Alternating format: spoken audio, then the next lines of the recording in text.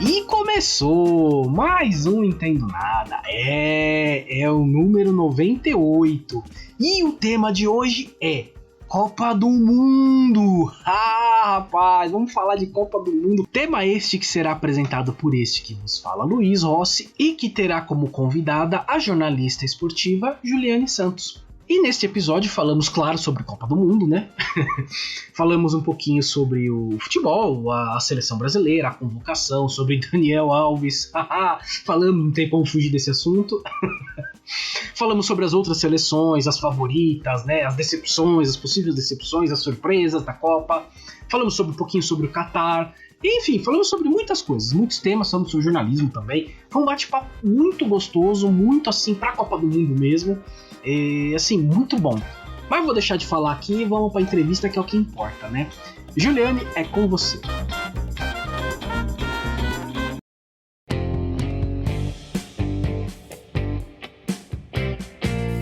Bom, como os nossos ouvintes já sabem, eu continuo na minha eterna redundância aqui, que os nossos ouvintes já ouviram a introdução. E então eu vou passar para o que interessa aqui, né? Vou começar com a clássica pergunta que nossos convidados dizem que é a mais difícil. Vamos ver você, Juliano, o que você vai achar dessa pergunta. Mas todo mundo diz que é a mais difícil. Que é, quem é você e o que você faz?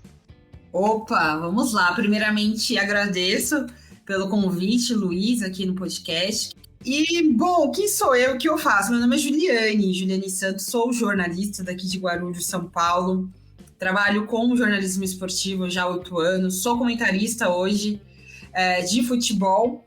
E resumindo, né, hoje comentando, mas já reportei, também já fui redatora, mas hoje comento muito aí futebol feminino, também masculino. Então essa é a Juliane Santos hoje, e também produtora de conteúdo, também tem um podcast, vocês vão conhecer lá no finalzinho, vou falar um pouco mais sobre isso. Mas esse é um pouquinho da Juliane. Bom, pra começar, né? Pra começar aqui pra valer, estamos falando de Copa do Mundo, a Copa tá aí, né? A Copa tá aí, faltam alguns poucos dias, né? A gente tá gravando no dia 17 e o episódio vai sair 1 ou 2 dias depois. Então já em cima da Copa, a Copa começa dia 20. E, assim, pro Brasil, pra gente aqui no Brasil, pelo menos eu que não trabalho, não estou no jornalismo, mas acompanho, né? Sim, é um dos eventos mais importantes, assim, que a gente pode curtir e tudo mais, né? E isso falando de fora, não sendo um profissional que tá no meio ali, só como um cara que curte. Você é profissional, trabalha cobrindo eventos, né, os eventos esportivos. E assim, como funciona pra você? Você tem aquele sentimento de criança, aquela coisa de quando chegava a Copa, aquela alegria e tal? Ou isso acabou se tornando um pouco mais frio pra você? Ah, Luiz, Copa do Mundo, né? Quando se fala desse evento que é grandioso, o maior evento, né, do esporte, do futebol, mexe muito comigo. Sempre fui muito adepta à Copa do Mundo. Eu acompanhei mesmo uma Copa de verdade, foi em 2002, né, que eu realmente pude ver realmente, né, e sentir um pouco mais a Copa. E uma das melhores Copas, né, a de 2002, que a gente também conseguiu o título. E quando se fala também, você prefere Copa do Mundo ou Olimpíadas? Eu amo Olimpíadas, gosto muito dos Jogos Olímpicos, mas a Copa ainda, para mim, larga na frente. Por ser um evento muito grandioso e do futebol. O futebol é o nosso carro-chefe aqui no nosso país, né? É o país do futebol. Quando nós brasileiros fala de futebol, é isso, a Copa do Mundo é a primeira coisa, porque a gente é referência, né, o nosso país. E quando chega, né, um evento desse, como infelizmente ainda em 4 anos, né, então demora um pouquinho, mas quando chega, para mim, eu já tô nessa semana, agora falta o quê? Menos de 3 dias para a Copa, o início dela, eu fico muito agitada, né, eu lembro que trabalhando na Copa, foi na Copa de 2010 também, consegui produzir conteúdo, fui comentarista na TV Destaque, no programa Esporte na Rede, junto com o Flávio, que também era seu parceiro aqui no podcast. Então, para mim, foi assim, algo bem marcante de ver, né? Aquela menina lá atrás, sonhadora, E sempre sigo sonhando, né? Inclusive, se a gente parar de sonhar, a gente para de viver, né? Eu tenho essa tese também E foi um marco para mim. Depois de lá, as coisas foram acontecendo, né? Sempre agora o nosso meio de comunicação tem muita coisa para a gente produzir. Fica parado quem quer, na verdade, né? Hoje o jornalista. Você pode produzir de várias formas, formatos de podcast, lives, enfim, no Twitter, Facebook, Instagram, nos vídeos. Então isso foi aflorando cada vez mais em mim. Eu tô muito ansiosa, a verdade é essa, muito ansiosa e muito também convicta que o Hexa virá. Por quê, né? Tem um pouquinho de clubismo? Tem, também. Mas eu vejo que a nossa seleção tá muito preparada. Assim, olhando a olho cru, até mesmo agora mais como profissional do que torcedor, eu vejo a seleção muito capacitada para bater de frente com a própria França, né, que é a atual campeã, que perdeu grandes nomes para essa Copa, inclusive, tem baixas importantes. E eu vejo a seleção brasileira com muita cancha, realmente, muito sarrafo lá em cima para que possa trazer esse hexa. E a gente tem, né, uma mescla de veterano e também com os novatos. Estou muito ansiosa. Para mim, é o evento que mexe realmente comigo, é a Copa do Mundo, sempre. E agora, ainda mais, né, como jornalista, mais um ano. É aquela mistura de torcedora e jornalista também, mas com somente sentimento, né? Que a Copa do Mundo é algo surreal, é algo maioral para nós que é amante do esporte. Ah, sim, sim. Eu, na verdade, eu nem comparo, acho que Copa do Mundo e Olimpíadas, que são dois eventos tão legais e tão diferentes, apesar de ser esportivo, né? É tão diferente um do outro e ao mesmo tempo é tão legal, é tão gostoso de assistir que pra mim, eu não consigo classificar. Eu acho que são coisas bem diferentes e que bom que cada um acontece a cada, né, fora, assim, 2 anos de diferença um do outro, porque dá pra gente curtir bem os dois, né? Você falou do Flávio. O Flávio, na verdade, ele até continua. Ele continua aqui, ele continua me ajudando e tal. Ele só deu uma paradinha mesmo pra manter a cabeça dele meio fria aí com algumas coisas. Mas ele continua me ajudando. Ele inclusive você que... Minha indicação, né? Ele que me indicou você e eu fui atrás e conversei com você. Então ele ainda tá. Ele tá por aqui, ele só não tá por enquanto apresentando. Mas esse episódio aqui é o 98. No episódio 100, muito provavelmente teremos alguma coisa aí. Eu e o Flávio, por uns dois vão aparecer. Estamos pensando aqui no que vai ser. Ó, vamos preparando, logo vem o 100. Aliás, episódio 98 que me lembra a Copa de 98, apesar de que a minha maior lembrança, minhas primeiras lembranças de Copa foi a de 90. Mas eu lembro muito pouco. E a que mais me marcou mesmo foi 94. Essa realmente pra mim foi ali que eu comecei a gostar de futebol, a ver o futebol, né, entender. E um jogo marcante pra mim foi aquele Brasil e Holanda. Eu até reassisto de vez em quando, adoro aquele jogo. Pra mim é uma das maiores lembranças que eu tenho de Copa. Esse jogo da Copa de 94. E dos Estados Unidos também, com o Bebeto fazendo gol e fazendo... balançando o bebê dele, né? Que hoje já é um adulto aí, o filho dele já tá bem adulto, né? Minha nossa, tamo velho. mas assim, você falou da de 2002. Qual a sua maior lembrança referente à Copa do Mundo? É 2002? Olha, segue sendo 2002. Mas assim, se a gente voltar lá atrás, né? Teve 94, a gente pegando as histórias, né? Estudando as histórias. Também acho genial. Né, foi a época do Romário e Bebeto, 98, enfim, mas a de 2002 algo, acho que marcou muita gente, né, muita, é o que realmente me marcou, era Ronaldo, né, Ronaldinho Gaúcho, Rivaldo, Roberto Carlos, Cafu, né, então são ícones, né, jogadores que estão na história, né, e o jogador, né, eu até estava acompanhando hoje a coletiva do Marquinhos, e ele falou muito sobre isso, né? Ele falou assim que para o jogador, para eles que estão lá, a Copa do Mundo é um marco maior. Assim, quem conquista realmente o Mundial vai ficar na história. E é isso que em 2002 o Ronaldo conseguiu fazer, o Cafu conseguiu fazer, o Roberto Carlos. Então é algo que realmente mexe muito, não só com a gente que também é profissional e torcedor, mas com o próprio jogador, que eles passam muitos anos também se preparando. O maior sonho do jogador de futebol é ir para a Copa do Mundo, né? Então, eu acho que tem toda esse contexto, né? Essa magia que envolve entre as surdinas também, como o Marquinhos citou hoje, mexe muito, mexe demais com os nossos sentimentos também pessoais, profissionais, porque eu acho que a Copa do Mundo é isso. Além de ser algo muito também pessoal pra gente, mas também é muito familiar, né? Porque é um momento que une também famílias, amigos, enfim, tribos, povos. Então eu acho que é o evento, não tem o que dizer, né? Como você bem destacou, né, Luiz?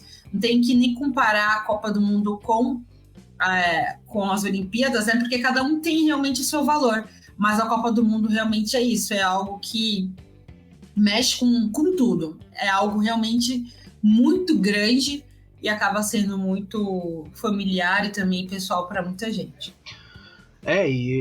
Assim, pela primeira vez a Copa do Mundo sendo no fim do ano, né? Nunca tinha acontecido.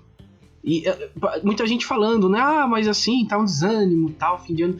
Mas eu acho que pelo ano que nós tivemos, por tudo que a gente teve do ano passado, pandemia e tal, acho que foi até uma boa escolha pra gente no fim. Vai ser até bom que seja agora no fim do ano, pra gente dar uma desafogada, né? Eu pelo menos tô pensando assim.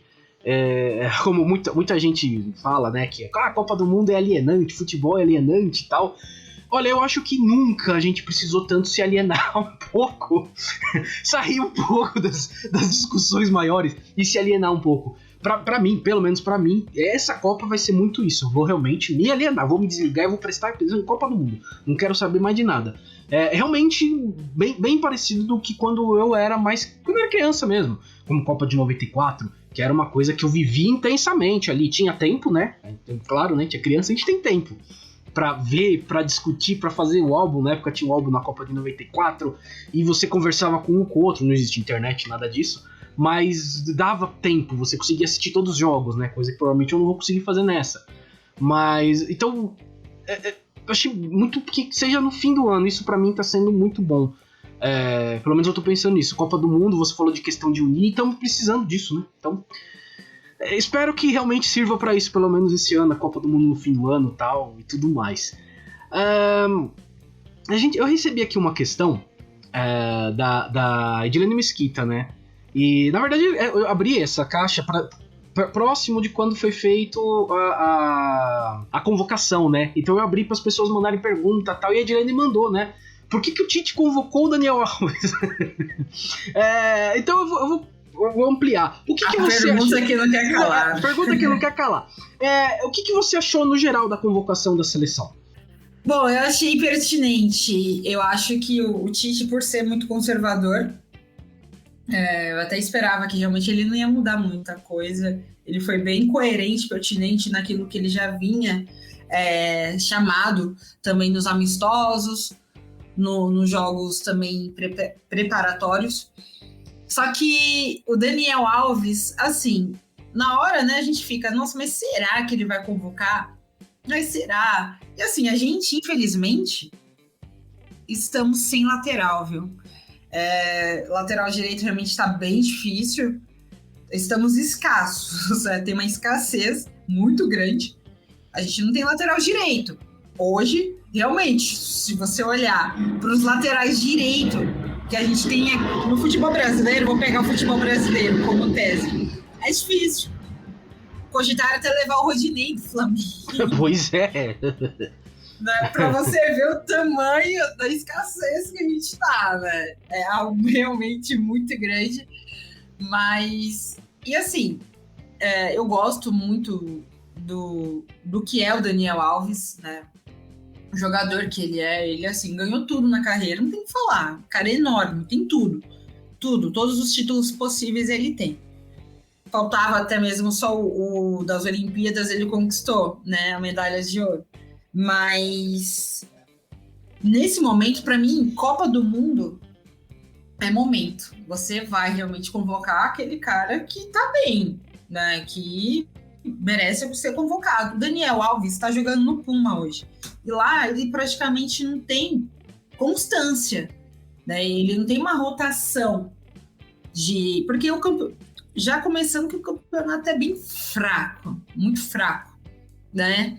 E por esse momento, eu acho que não seria legal chamá-lo, por esse motivo. Porque eu tenho na minha mente sempre, Você chama, você convoca para a Copa aqueles que estão em ascensão, aqueles que jogaram muito durante a temporada, se destacaram, você vai chamar. Esses que merecem a vaga. Mas, enfim, pelo conservadorismo que tem o Tite, eu não fiquei muito surpresa com o Daniel Alves, né? Na hora a gente fala, poxa, poderia, sei lá, convocar um outro, improvisar, né? Às vezes até um zagueiro improvisar, se ele tem o Militão, né? Que pode atuar também pela lateral direita. Mas, enfim, aconteceu. E rolou muito meme, né? Falou que só chamou Daniel Alves pra tocar tantã, que tava faltando alguém pra percussão, no pagode que rola no ônibus da seleção. Também rolou que ele é um cara, assim, de vestiário, com certeza, de longe. Ele seria o cara de vestiário para ganhar lá. Mas eu torço que realmente, assim, o Danilo não se lesione, aguente firme e forte até o final dessa Copa do Mundo. Porque, assim, eu não vejo, com todo respeito ao Dani Alves, por tudo que ele já foi. Ele já deu muita alegria pra gente. Eu não tô sendo nem ingrata.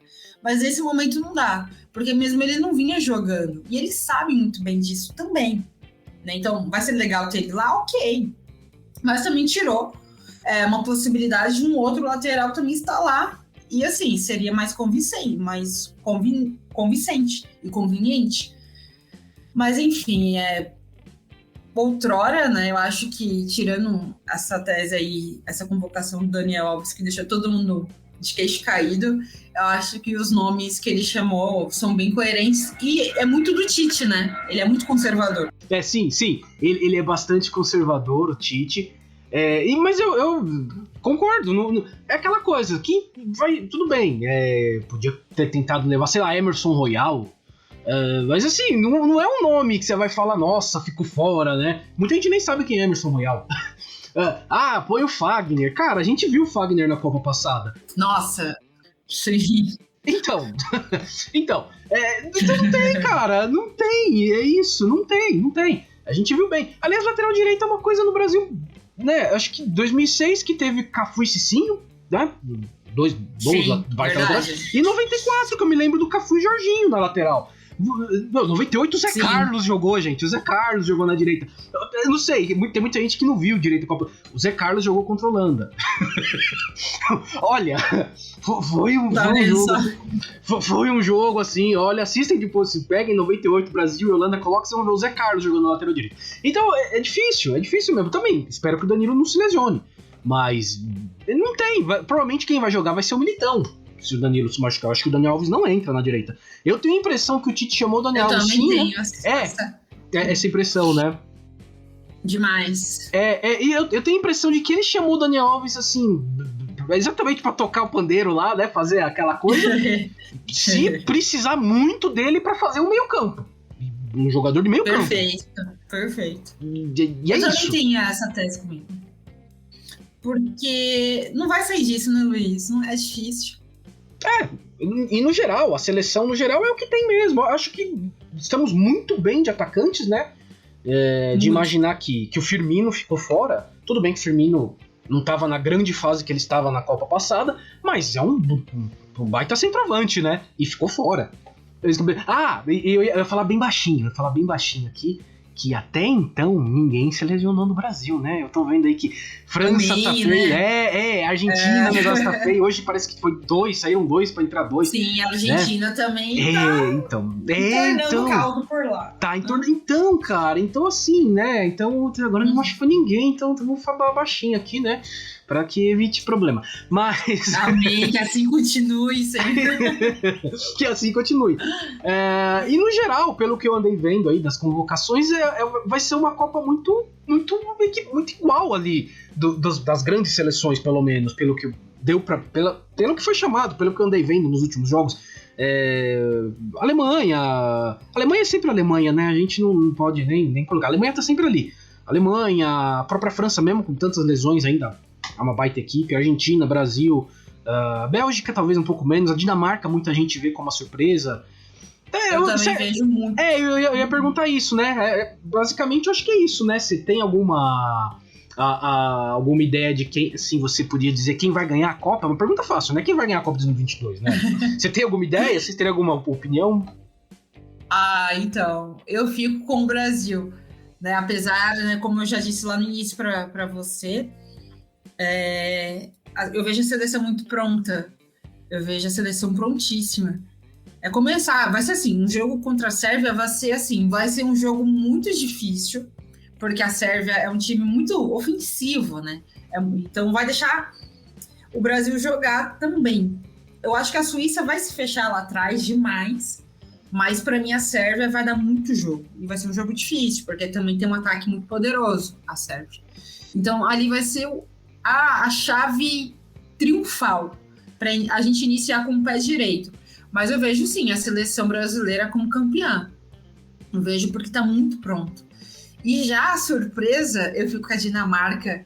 Assim, é uma seleção que fez os jogos preparatórios muito, muito, muito bom. E a decepção, eu fico entre Portugal e Alemanha. Apesar, como você falou, né, Luiz? A Alemanha é a Alemanha, né? Sempre cresce demais em jogos, em fase mata-mata, inclusive. Só que eu acho que eu sou muito fã do Hansi Flick, porque eu sou torcedora do Bayern, então ele conquistou tudo, né? Acompanhei de perto. Ele fez um excelente trabalho no Bayern de Munique, demais, mas ele ainda não deu uma cara para a seleção alemã. E é recente também, ele pegou a seleção alemã recentemente.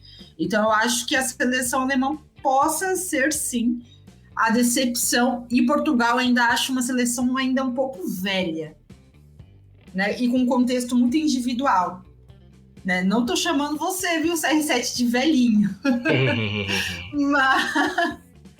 mas ainda eu vejo a seleção portuguesa com um contexto muito individual e pouco coletivo. Muito pouco. Pouquíssimo. Então eu acredito que essas duas aí possam ser a decepção. Dinamarca surpresa, decepção Alemanha e Portugal, e a campeão Brasil. Legal. Portugal tá no grupo do Uruguai e do Senegal, né? Uma pena que o Sadio Mané não vai pra Copa, né? Nossa, fiquei muito triste com essa notícia, chateada, realmente. Porque o Sadio Mané, além de ser um baita de um atacante, ele é um ativista da sociedade, Sim. Né? Ele sempre está no meio do seu povo, briga pelo seu povo. Eu acho isso magnífico. Todos nós, né?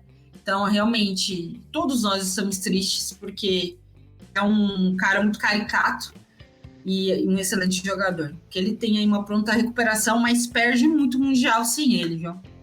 Perde sim. É uma figura muito, muito importante no futebol hoje, né? E tá no seu Bayern, né? E tá jogando no seu Bayern, né? Tá. Ainda eu fiquei muito feliz, né? Quando o Liverpool deixou o homem vir, eu falei, opa, que feliz. Ó, tinha saído o Lewandowski, né? Que deu muita alegria pra gente. Falei, ok, o Leva foi pro Barça, mas a gente tem um Mané aqui, um Manézinho, que é um excelente jogador. Ai. Vamos ver. Eu acho assim, claro, Portugal tá muito mal treinado, na verdade, né? E o CR7 tá brigando lá com o Manchester United, né? Tá uma brigaiada lá. Provavelmente ele talvez nem volte pro clube, talvez fique afastado, enfim, uma brigaiada lá. Eu acho que se tivesse um pouco melhor treinado, Portugal teria muita chance. Tem uma boa equipe esse ano aqui. Pelos jogadores que foram convocados ali, você vê uma boa equipe, mas parece estar mal treinado, né? Vamos ver. Eu também vejo isso, tá mal treinada e tem nomes legais, tem o Diogo Jota. Sim. Né? Eu falei dos velhinhos, mas tem meninos novos ali, né, que vem fazendo grandes jogos na temporada dos seus clubes. Tem uma mescla muito boa, mas porém mal treinada, é uma pena, né? Uma pena, e eu acho o grupo do Brasil muito forte também. Você falou da Sérvia, a Sérvia tá com um belo time, talvez uma das melhores gerações aí desde a Iugoslávia, né? Pelo menos desde a Iugoslávia, talvez seja a melhor geração da Sérvia. Vai ser um grupo difícil pro Brasil, a gente tá aqui vendo, mas a Suíça também tá bem, e Camarões é Camarões, né? Muito. Muitos falaram, né, quando a gente fez no sorteio, mas baba nada, que isso, né? Como você bem destacou, Luiz. A Sérvia, eu também vejo uma das seleções que cresceram demais nos últimos anos. E agora ela chegou muito forte. Você pega, eu até estava brincando com colegas no estúdio, essa semana que a gente pega essa linha de ataque do Zit, Cherovic, Xerami, os Zites, é brincadeira. São grandes jogadores nos seus clubes. E eu só acho que a zaga deles ainda é um pouco fraca. Mas também corresponde muito bem. Pode ser fraca na defesa, mas esse corresponde no meio ataque. Tem um poderio muito bom. Então acredito que essa estreia na quinta-feira que vem vai ser assim, vai ser um jogo muito importante, um jogo chave para a gente iniciar bem, porque é uma seleção muito forte. Sim, eu acho também. Eu acho também que não vai ser nada nada muito fácil, não. Vai ser um jogo pegado, vai ser um grupo pegado. Vamos ver como que o Tite e a seleção vai sair, né? A gente tava falando aqui do Sadio Mané, né? Ser mais do que um jogador, é um ativista, tal, tem todas as suas... defende muitas causas. E muita gente fala da Copa no Catar, né? De ser um país problemático, né? Vamos colocar assim talvez a palavra.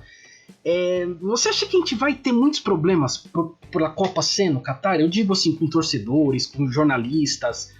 Você acha que teremos problemas? Boa pergunta, viu, Luiz?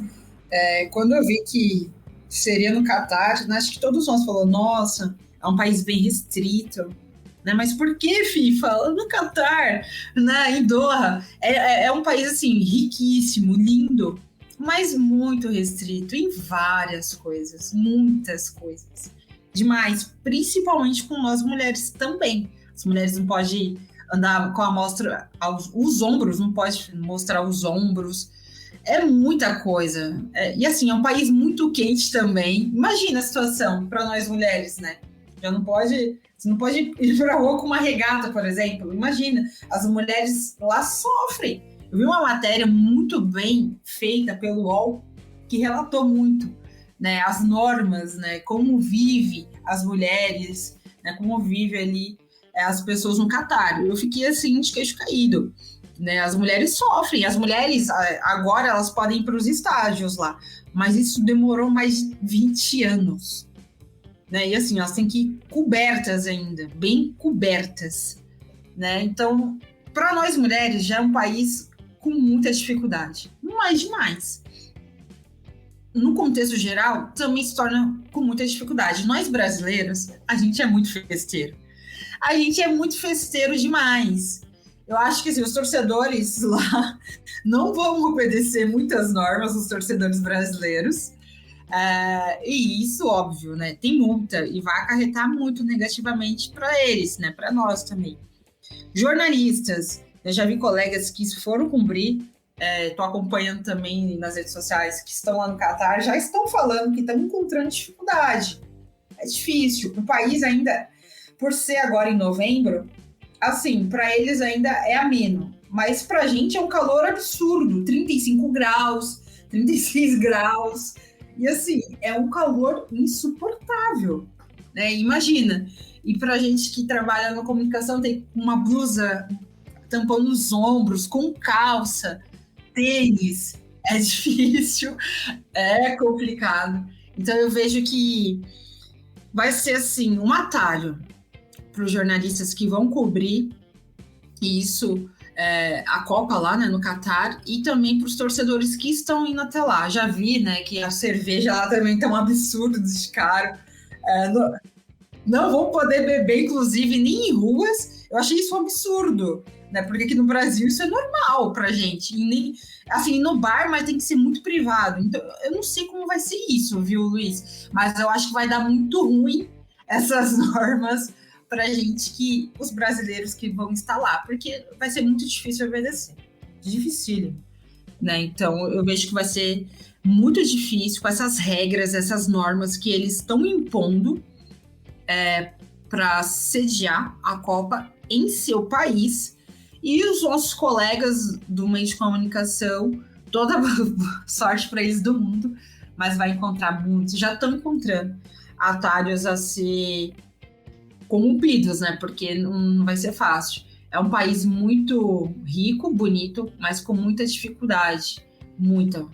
Principalmente para a gente brasileiro, né? Que a gente gosta de abraçar, gosta de ter o tato, né? Gosta de ser livre e lá é muito, muito restrito. Olha, você falou dos brasileiros, mas me veio na cabeça aqui de beber na rua, essas coisas, né? Eu tô tentando imaginar os hooligans ingleses. Eu não sei como vai ser isso, realmente. Eu não sei como vai ser verdade. Isso. Esses aí vivem bêbados, né? Pelo amor. Eu lembro aqui no Brasil, enfim, nas outras coisas. Pelo amor, os ingleses vivem bêbados, bebem na rua e não estão nem aí. Eu quero ver como os que alemães também, né? Os alemães cervejeiros também. Também. Eu imagino que talvez não tenhamos tanta gente indo pro Catar, é um país pequeno, tava tendo alguns problemas até pra conseguir alocar tanta gente e tal, então talvez não vá tanta gente assim. Mas eu imagino que teremos alguns problemas com esses grupos, né? Eu imagino que vai ter sim, problema com esses grupos aí. Enfim, veremos. Ainda falando, né, um pouquinho dessa parte mais social, aqui no Brasil, né, a coisa de 2, 3 copas, eu digo até, eu coloquei 2, 3 copas, mas dá pra dizer que a coisa de 3, 4 anos, a gente quase não via mulheres, né, cobrindo uma Copa do Mundo ou cobrindo eventos esportivos, futebol, falando de futebol, né. Nessa Copa aqui a gente vai ter até narradoras, né. O que tem realmente mudado tudo? Tá sendo melhor? Como que tá isso pra vocês mulheres que trabalham no jornalismo esportivo? Legal, Luiz, e que bom, né, que estão surgindo essas oportunidades, principalmente para narradoras, né, porque anos atrás isso praticamente era muito anormal, não tinha nada de normalidade, principalmente com elas. E nessa Copa vai ter narradoras e muitas mulheres envolvidas, né, como comentaristas, repórteres, e isso vem já numa normalidade. Tem o preconceito, existe, tem pessoas que não aceitam, existe, e normal, e sempre vai existir. Mas o que importa, né, que vem abrindo essas portas de grandes emissoras, e a gente pode citar ela, a Globo, né, que vem dando oportunidade para essas mulheres, né? Então é a Renata Silveira, que vai narrar a Copa do Mundo, Natália Lara, a Ana Thaís Matos, que vai ser a primeira mulher comentarista a comentar um jogo de Copa do Mundo na TV aberta. Então, vem quebrando essas barreiras e vem fomentando cada vez mais a mulher no jornalismo esportivo. E se tratando também, no evento, a gente falou lá no início, né, um evento grandioso que é a Copa do Mundo, ter essas mulheres, né, vendo essas mulheres quebrando essas barreiras, né, essas restrições, machismos que às vezes está preso na cabeça de muita gente, os preconceitos, né, os estereótipos, achismo de muitas pessoas, e isso agora vem quebrando muito, porque a mulher, nós mulheres, vem ocupando espaços, quebrando esses paradigmas. E vai ser tão legal também, porque para as meninas que querem ingressar no jornalismo esportivo, elas vão se ver em nós, nessas mulheres que estão trabalhando à frente da Copa no mundo. Falam, olha, se elas estão lá, por que eu não posso estar? Então, vai ser um espelho para que uma nova safra também, outras meninas possam vir, comentaristas, narradoras, repórteres, redatoras, radialistas, para que elas possam estar ocupando esses espaços no futuro. Então a gente está falando não somente da mulher hoje atual no jornalismo esportivo, principalmente em Copa, que o número é bem maior do que as últimas Copas do Mundo em ter mulheres, mas a gente está falando em representatividade. A gente está falando num próximo futuro de outras meninas, outras mulheres se enxergar em nós, essas mulheres que já estão no mercado atuando, para que realmente elas possam ser ainda mais números maiores no futuro. Então vai ser um jogo de um checkmate, né? Eu acredito que tem muitas meninas também que querem ingressar, às vezes fica com o pé atrás, mas eu acho que agora não mais, de ver essas mulheres ocupando espaços importantíssimos, principalmente agora nesse Mundial. Boa, muito bom, muito bom. Eu acho muito legal, acho que é bom, é necessário ter outras visões, outras pessoas trabalhando, não só aquela coisa homem branco, né? Aquela coisa. A gente já tá com 50 anos, a gente vê isso na TV. E tava na hora de mudar e que continue essa mudança. Realmente é necessário sim. E falando um pouquinho de você, você sempre sonhou em trabalhar com jornalismo esportivo mesmo? Fala um pouquinho de você, da sua carreira. Ai, fala um pouquinho de mim, né? Sempre quando a gente vai falar do jornalismo em si, né? Vai que vai. Mas quando vai de nós, aí dá aquela travadinha, né? Normal. Bom, eu sempre sonhei sim, viu, Luiz, e a galera que tá nos ouvindo aí. Sempre sonhei realmente trabalhar com esporte. Na verdade, quando ingressei na faculdade, ingressei primeiro em administração. Eu tranquei, né? Ainda bem que eu tranquei, porque não era o meu sonho. Eu cheguei a fazer, eu acho que 1 ano de ADM na época. Quando eu terminei o colegial, aí eu fiz administração, mas ainda eu não sabia o que eu queria de verdade na época, né? Mas aí quando eu me vi no primeiro ano de administração, eu falei, não é isso para mim. E a minha cabeça já era voltada totalmente com o futebol. E tudo começou pelo meu time do coração, que é o Santos, né? E por sempre estar acompanhando muito o Santos, na época, né, eu acompanhava muito mais como torcedora, e aquilo foi aflorando muito em mim. Eu falei, cara, eu quero trabalhar com jornalismo esportivo, mas naquele momento era para ficar mais próxima do Santos, naquela época, né, que ainda não tinha aquele discernimento de, não, eu vou fazer jornalismo, ainda estava naquela transição de menina para mulher, né? Terminei ali o colegial e ainda estava naquela fase, será que eu faço isso? Será que eu não faço aquilo? Mas aí depois eu tive o discernimento, aquela virada de chave logo no início, quando eu fiz a matrícula para jornalismo. Eu tranquei a administração, fui fazer jornalismo. Tive sempre apoio dos meus pais, né? Porque eu também herdei isso muito dele, dos meus irmãos, sou a única mulher, e com mais 2 irmãos e meu pai em casa, então vivia muito esporte. Né? Então, aí foi aflorando muito isso em mim. E quando eu fiz o primeiro semestre de jornalismo, enfim, eu falei, é isso que eu quero para minha vida, e vamos que vamos. E aí foi quebrando aquele elo. Eu sempre, quando algumas pessoas perguntam para mim, mas como... Fala um pouquinho, Ju, como não falar mais do seu time do coração. Eu acho que quando a gente começa a fazer o jornalismo, ali já dá uma travada, porque você vai ter que ser muito imparcial. O jornalismo, ele é imparcial. E quando você aprende a trabalhar com a imparcialidade, você vai deixar a parcialidade que você tinha com o seu time para trás. Hoje eu nunca tive problema em falar que eu sou santista. Nunca tive esse problema. Porque eu sei dissipar disso. Eu sei separar, né? Então... E respeito também os outros colegas que não gostam de falar do seu time do coração. Não falam, na verdade. Mas eu já, desde o início, eu já criei isso em mim. Então, no primeiro semestre, eu falei, não, tem que ser imparcial. Continuo até hoje sofrendo com o Santos, que só por Deus o Santos, né? Olha, 3 anos seguidos aí, brigando para não cair.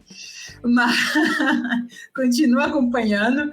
Só que, assim, com esse lado mais imparcial, né? Então, eu sei separar as coisas nessa parte, porque aprendi isso na faculdade também, já comecei a discernir muito bem isso. Então, foi aflorando isso cada vez em mim, né? E aí, eu criei um canal na época com 2 amigas, mais 3 amigas, na verdade, no terceiro semestre de faculdade. A Tamara, a Gabi e a Emily, né, que também são jornalistas. A Gabi não mais, porque trancou, e a Emily também foi embora, mas seguiu eu e a Tamara. A gente criou Salto no Gramado. Então, era 4 mulheres apaixonadas, a gente, né, cada uma com seu time. A gente criou esse canal no YouTube e as coisas foram acontecendo, né? Alguns programas também, como na época uma TV aqui em Guarulhos chamou a gente, a TV Guarulhos, inclusive, surgiu projetos para a gente também fazer.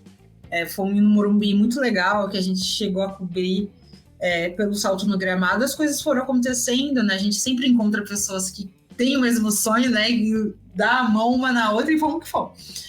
E as coisas foram surgindo, né? E aí, depois eu criei também um Instagram profissional, que hoje só é o meu Instagram lá, e criei vídeos falando muito sobre o jornalismo, rodadas do campeonato. Trabalhei no Lance também, que sempre foi um sonho meu, inclusive. Era o jornal que eu amava. Pena que não tem mais jornal hoje em dia. E principalmente o Lance, né? Eu era apaixonada pelo Lance. Trabalhava na época como operadora de telemarketing. Chegava no meu trabalho. Na época, eu já estava ingressando na faculdade. o senhorzinho da banquinha já me conhecia. Olha aqui, moça, o seu jornal. Então, eu era muito amante do jornal. E quando eu consegui ingressar, fazer um estágio no Jornal Lance, para mim foi uma realização. Carrego comigo sempre, porque foi um jornal que eu sempre gostei. E ter trabalhado lá foi um presente. Então, foram realizações que foram acontecendo no meio do caminho, no meio do percurso do jornalismo esportivo, e foi criando essa raiz. Né? Eu sempre fui muito amante do esporte, do futebol, né? Então, hoje me sinto realizada, assim, cada vez mais. E as meninas que às vezes perguntam, né, que querem ingressar, eu sempre falo. Não foi fácil no início, né? Também sofri machismo, normal, né? Acho que no início tem aquele choque. Mas o segredo é não desistir. Se você tem um sonho, você tem que ir até o final. E ainda mais no ambiente hostil. Sempre falo muito para essas meninas que querem ingressar no jornalismo esportivo. Olha, não vai ser fácil, não vou mentir. Mas se você tem um sonho, você tem que seguir firme e forte, porque vai valer a pena. Eu imagino que é um meio muito, muito machista ainda. Eu imagino que sim. Imagino que continue sendo. Mas é bom, vocês estão trilhando o caminho, né? Vocês estão começando a abrir mais espaços e vai abrir para mais gente. E é isso, né? É muito, muito legal. Nossa, o Lance, como eu li o Lance também. O cara da banca ali onde eu trabalhava também, o cara já sabia, já até tinha separado. Nossa, eu amava, eu sinto falta desse jornal, hein? Pois Nossa. Pois que pena, né? Vai acabando. Quando acabou, na verdade, quando ele parou de ser impresso, né? Agora só existe o meio digital. Quando ele deixou de ser impresso, já fazia algum tempo que eu não comprava, né? Então eu acho que tem isso também. A gente acaba mesmo não indo mais também, a gente acaba se focando mais no digital. Enfim, mas nossa, eu li muito o Lance. Putz, era um. Nossa, tamo junto então, porque nossa, eu lia demais também. Nossa, eu lia muito. Amava. Eu lia muito. A gente, eu e o Flávio aqui no podcast, a gente sempre evitou falar de futebol de clubes aqui. Não sei se tem a ver pelo fato, você falou de ser santista, né? De eu ser São Paulino e ele vascaíno, né? Porque, enfim, nos últimos anos... Ele tá feliz, hein? O Vasco subiu na Bacia das Almas, mas subiu. Olha aí, de Bacia das Almas. Pô, e bastante aí, porque olha que foi aquele jogo com o Ituano, meu Deus do céu. Nossa. Até eu que não sou. Eu tenho dó dos vascaínos. Dó dos vascaínos. Dó dos vascaínos, ai. Acho que falamos aqui já um pouquinho do jornalismo, de vocês mulheres, a questão do machismo e tudo mais. E o futebol, né? Vamos falar um pouquinho do futebol feminino, né? Que aqui no Brasil ele tá se profissionalizando, né? Tá se profissionalizando, já temos o campeonato, alguns anos sendo disputado o campeonato nacional, e muito bons jogos, tudo, bons times.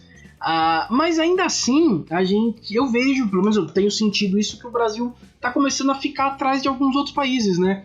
Coisa que não acontecia, o Brasil tava sempre ali, não chegava aos Estados Unidos, difícil chegar neles, mas estava ali pau a pau com a Alemanha, a França, a Holanda, tal, Itália, e hoje a gente tá começando a ficar atrás dessas seleções, né?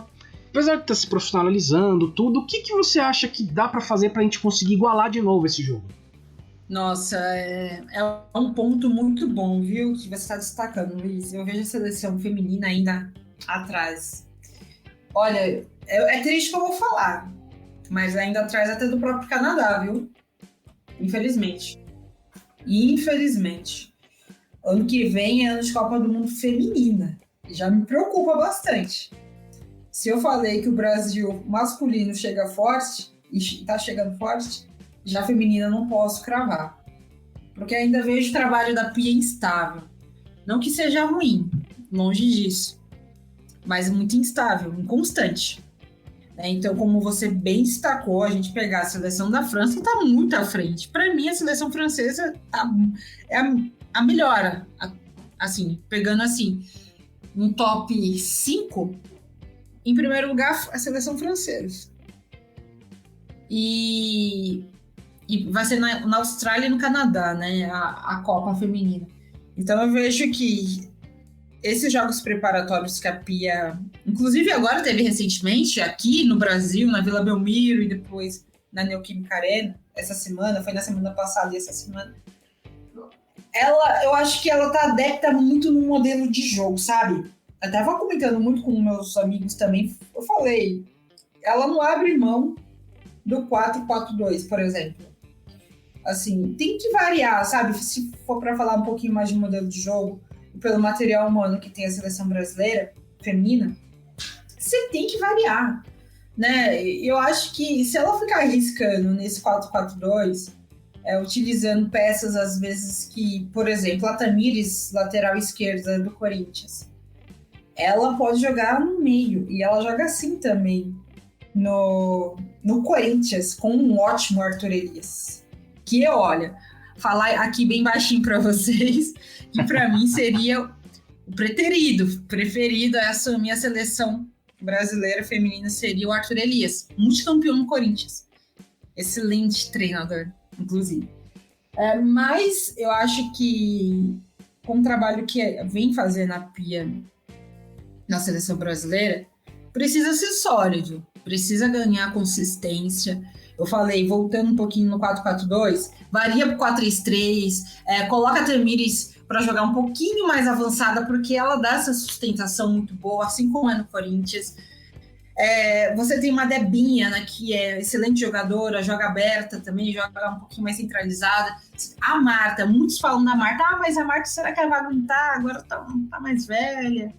Mas é a Marta, né, gente? A rainha do nosso futebol. Eu acho que a Marta, hoje, jogando na linha de ataque, não vai render mais.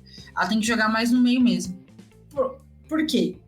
Porque devido à idade também, o condicionamento físico não vai aguentar. Então, eu acho que são coisinhas, algumas pecinhas básicas que a Pia tem que fazer. Algumas mexidas, principalmente na variação. Varia. Quer jogar no 4-4-1 um pouco mais fechado? Tá ok, mas varia. Você tem muita coisa, muito material bom para mexer, mas aí prefere ficar no 4-4-2. Perdeu pro Canadá na Vila Belmiro e acabou ganhando aqui na Neoquímica Arena em São Paulo. Mas precisa, sabe, Luiz? Me preocupa demais a seleção feminina ainda.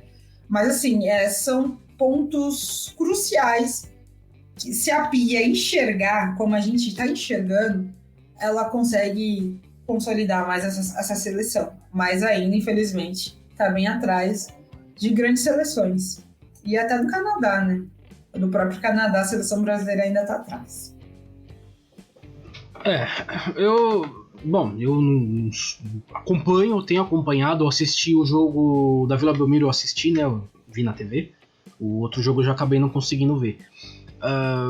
A impressão que me passa é mais ou menos essa que você me disse aí. Claro, a questão, a gente tá profissionalizando ainda, então ainda também tem um caminho longo a se seguir aí, né? A questão do nosso futebol todo. Mas tem essa questão de ter um material humano, né? A gente tem boas jogadoras, tudo, mas a treinadora não tá conseguindo lidar com isso, né? A impressão que eu tenho da Pia, não sei, espero não tá errado aqui, mas é como se ela foi muito campeã no passado dela, mas a impressão que eu tenho é que ela é um José Mourinho, ou até o Felipão. Não vamos discutir a qualidade que tem, que manja de futebol, entende muito, mas que fica um pouquinho para trás, né? A impressão que me dá é isso. Talvez ela, como uma coordenadora, como uma pessoa para organizar o futebol aqui no Brasil, talvez funcionasse muito melhor, não sei. Eu não sei se essa seria mais ou menos isso mesmo, Juliana? Sim, Luiz, também concordo contigo. Eu acho que a questão de profissionalizar calha demais nesse aspecto, sabe? A gente tem que falar, CBF. Né? Hoje, a CBF está se aprimorando como pode com a seleção. Assim, ainda está com uns passos bem curtos. Sabe quando você quer entrar na água, mas você só coloca essa calça um pouquinho para cima e você tem medo de mergulhar? É tipo isso a CBF com o futebol feminino. Tem medo de mergulhar. Tá pisando como no campo minado, sabe? Só colocou a calça um pouquinho para cima da canela, entrou no mar meio assim. Meio, como posso dizer, criterioso. É isso que a CBF vem fazendo hoje com o futebol feminino. Não mergulha de cabeça, não mergulhou de cabeça. Eles alegam que mergulhou, mas a gente vê outra coisa. E quem vê de fora vê melhor, né? Então, não mergulharam de cabeça como eles estão mergulhados com o futebol masculino. Totalmente diferente. Né? Que tudo bem, o masculino já é sólido desde quando surgiu. E, enfim. Mas o futebol feminino, como você falou, vem numa constelação muito grande, né? Muitos clubes vêm profissionalizando suas atletas. A maioria dos clubes já tem carteiras assinadas. O Santos já tinha, o Corinthians tem, as meninas têm carteiras assinadas. O Palmeiras, eu acredito que já vai ter também, agora com a Leila Pereira. O São Paulo, o Internacional, o Flamengo tá vindo bem. Enfim, tem agora o Red Bull Bragantino, que tá muito bem também no futebol aqui, Campeonato Paulista. Então, vem pedindo passagem. Né? Então a torcida vem abraçando demais. A gente viu o público agora na Neoquímica Arena, 42 mil pessoas na final do Campeonato Brasileiro, Corinthians Internacional, e lá no Beira-Rio teve 37 mil pessoas no jogo da ida.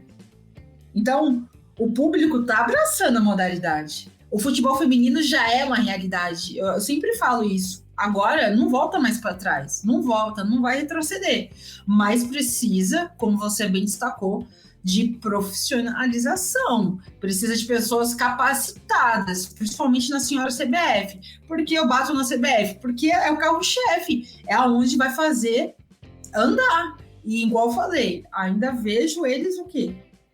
Criteriosos, com medo de mergulhar realmente de cabeça e fazer girar de uma vez por todas o futebol feminino brasileiro, a nossa seleção brasileira, né? Falando em específico. Então precisa de mais. E é só a senhora CBF que pode fazer isso. Como sempre, estamos na mão da CBF, minha nossa. Ai. Olha, Jesus nos ajude. Olha, é difícil, hein? É difícil. E, bom, só olhar pro futebol masculino a gente vai entender o porquê que a gente critica tanto a CBF, né? É difícil. Demais. Enfim, pelo menos está se profissionalizando. Já é alguma coisa, já é um avanço, mas sim, como você falou, desse ponto para trás já não volta, mas a gente tem muito que avançar ainda. Muito que avançar. Exatamente. Tem muito que avançar. E isso é importante, sim. Você falou um pouquinho da Copa do Mundo, né? Aí você falou da França. A França hoje é melhor que os Estados Unidos? Hoje tem uma seleção melhor? Ainda acho, sabe? Ainda acho que a França se sobressai dos Estados Unidos, apesar que os Estados Unidos também é uma força muito relevante, né? Elas sempre foram muito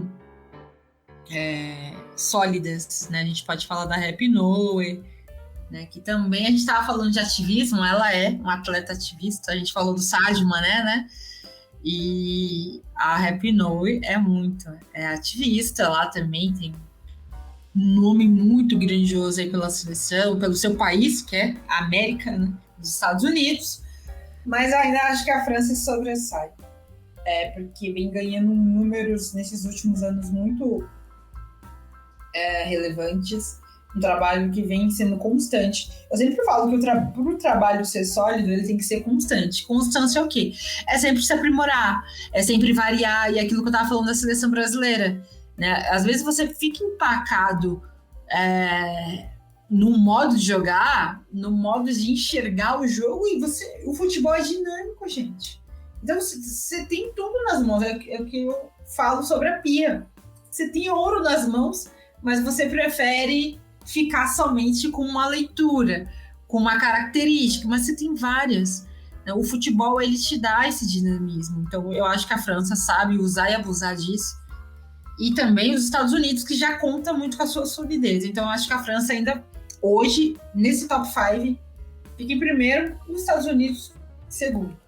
Bom, a Copa do Mundo feminina será no ano que vem, né? Será em julho, acho que, se não me engano, será no mês de julho, será no ano que vem. O grupo do Brasil é França, Jamaica e mais um time que ainda vai sair numa repescagem, né?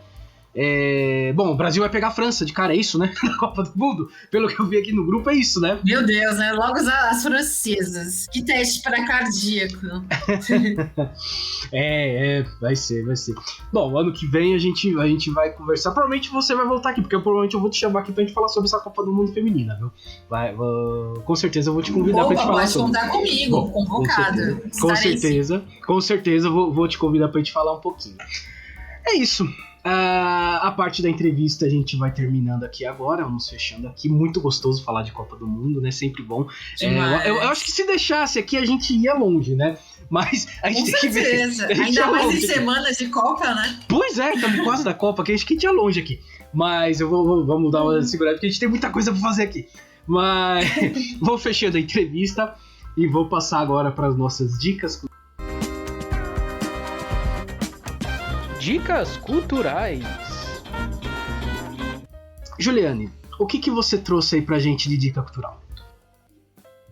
Vamos lá. Primeiro, como a gente tá falando de Copa, né? Acho que é o assunto do momento, acho que vai ficar até o Natal isso. Com certeza, respirando Copa do Mundo, eu vou falar do Museu do Futebol para a galera que é daqui da região de São Paulo. O Museu do Futebol vai ter jogos da Copa do Mundo lá gratuito, vai ter um telão, inclusive, que vão disponibilizar. E também, além dessa festa toda que vai correr lá, parece que vai ter até... Parece não, vai ter grupo de pagode para quem gosta, em todos os jogos da seleção brasileira. E além disso, as exposições que já estão ocorrendo lá no Museu do Futebol. Então, você que está nos ouvindo aí, é da região daqui da Grande São Paulo, não deixe de ir no Museu do Futebol, porque além de você acompanhar os jogos da seleção e também das outras seleções, você vai conhecer ainda mais o Museu do Futebol, que é muita cultura, e também as exposições que já estão percorrendo desde o início do mês passado e agora até dezembro. Então, não deixe de visitar o Museu do Futebol nessa Copa do Mundo, porque vocês não vão se arrepender. E a outra também muito boa é sobre os SESIs que tem aqui na cidade de São Paulo também, que lá, além de ter sobre os eventos de Copa do Mundo, vai ter eventos também sobre comidas típicas dos países que estão na Copa. Olha só que bacana. Então, além de você também ir assistir os jogos, você vai poder ir saborear um pouquinho das culinárias dos países que estão na Copa do Mundo. Gostei da parte da culinária, gostei do Museu do Futebol, que aliás faz muitos anos que eu não vou, tá aí uma boa ideia, visitar o Museu do Futebol. Já ficou o convite aí, ó. Uma ótima ideia, faz muito tempo que eu não vou. São SESIs ou SESCs que terão? Então, SESI são algumas palestras, inclusive, né, nem citei. Os SESIs são algumas palestras que vão ter, e o SESC é essa parte de culinária mesmo. Mas parece que em alguns SESC também vai rolar culinária. Então, depois vocês entrem no site, por gentileza, do SESC, qualquer SESC em São Paulo, e também aqui do SESC, que ambos vão estar sediando eventos da Copa. Não, boa. Eu perguntei porque eu não tinha entendido o que você tinha falado, se era SESI ou SESC. Mas bom, eu já vou colocar os dois. Dá aquela, né, travadinha, SESI. Dá aquela, e a gente tá meio com delay, então às vezes eu tô vendo aqui, não pensei. Mas eu vou fazer isso, eu vou colocar, eu sempre coloco os links, eu faço as dicas culturais, então eu sempre coloco tudo aqui, vou colocar o link também, SESI, SESC, enfim. E, enfim, SESC também é legal de visitar, o SESI também é... Visitem os dois, não tem problema, vá visitar. Por favor, Por favor, vá visitar. Nunca é demais. Bom, eu vou dar minhas dicas culturais também. E são 2 podcasts, olha só. O primeiro podcast, que é um podcast, tem um site também. E realmente vale a pena visitar o site deles também. Que é o Trivela, né? O site do Trivela, o podcast do Trivela. Adoro. Eles lançaram agora... Saiu hoje, né? Dia 17, hoje. Eles colocaram no ar o guia da Copa deles, né?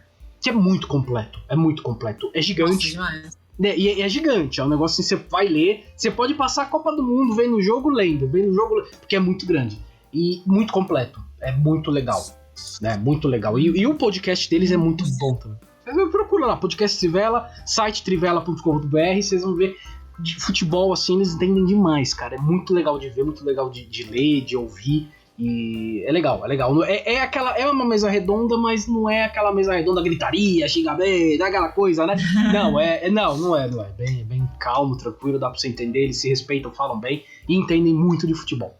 Então eu deixo essa dica aí. E hoje também saiu outro podcast, saiu hoje, o podcast Fronteiras Invisíveis do Futebol. Eles voltaram, né? Porque é o pessoal do Xadrez Verbal, pra quem eu adoro, eu acompanho o podcast Xadrez Verbal, que é de política internacional.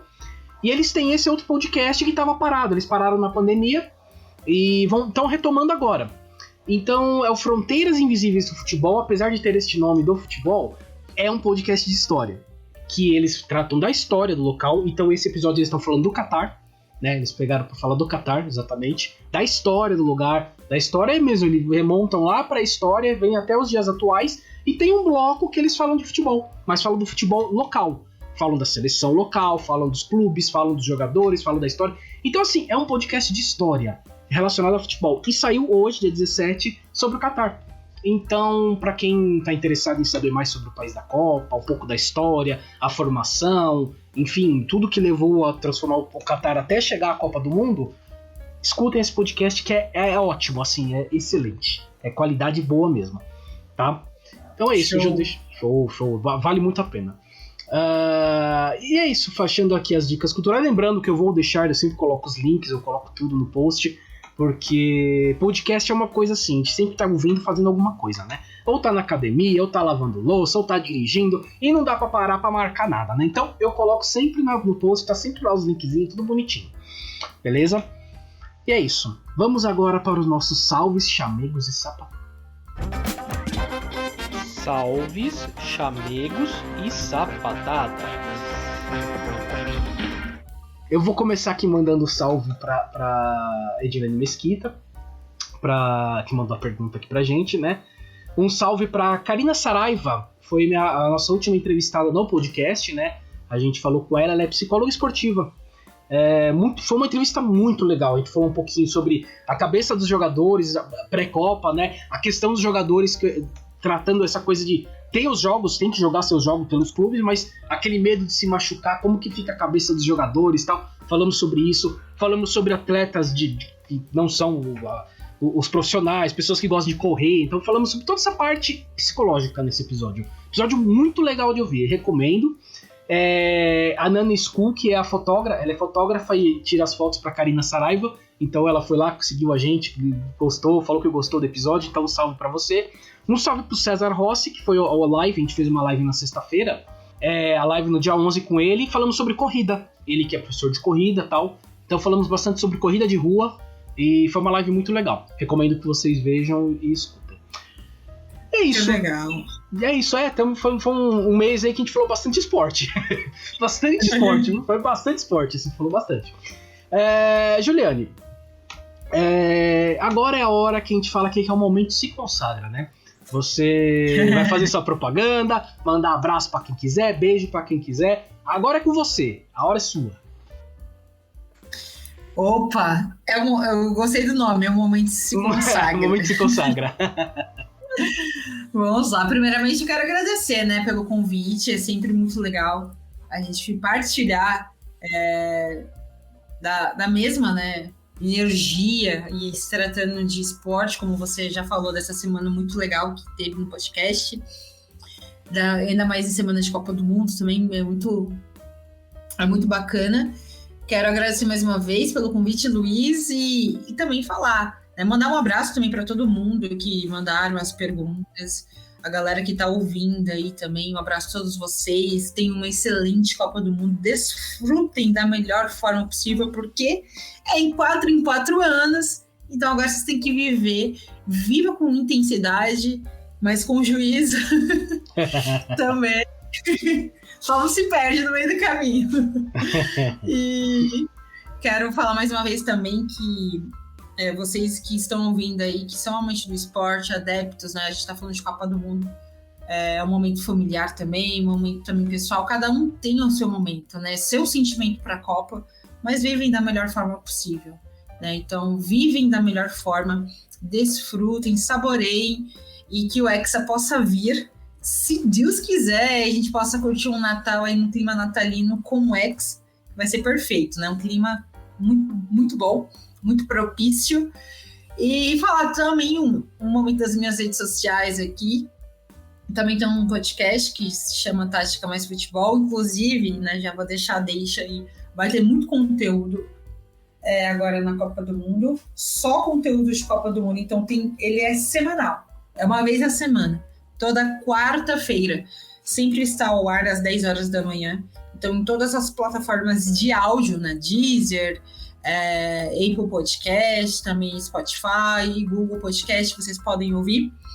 E vai ser especial Copa. E além das minhas redes sociais também, que eu falo muito lá, tem muito conteúdo também no Instagram, sempre sobre Copa do Mundo agora, né? Que é o assunto, que é o Juliane C_Santos, e no Twitter, que lá também sempre coloco lá as minhas críticas construtivas, os pensamentos, que é a Juliane C. Santos, com 2 S, vocês vão poder me acompanhar por lá também.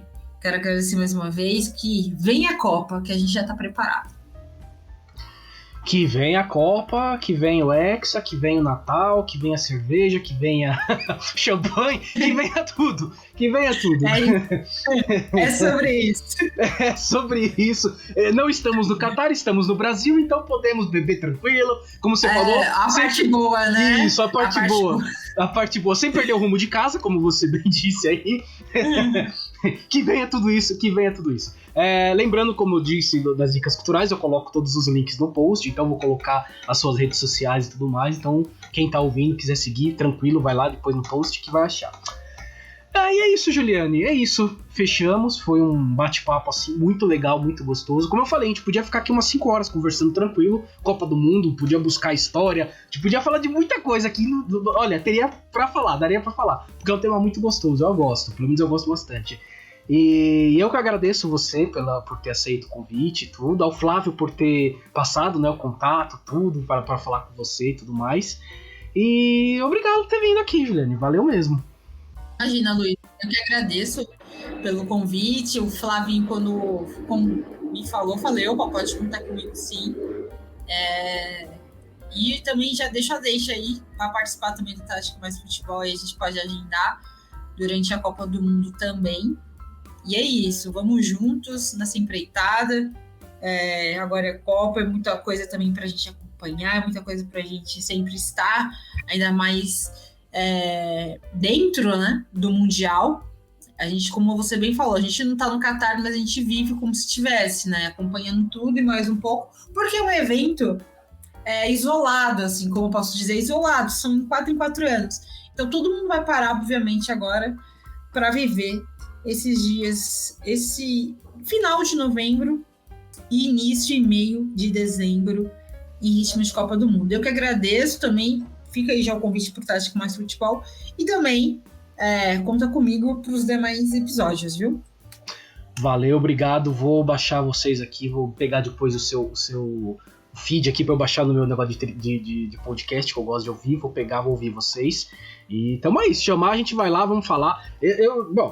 Como eu te falei, aqui futebol a gente fala, não entende nada, mas fala. O nome do podcast Entendo Nada é sobre isso. Não entendo nada, mas eu falo aqui, tamo aí.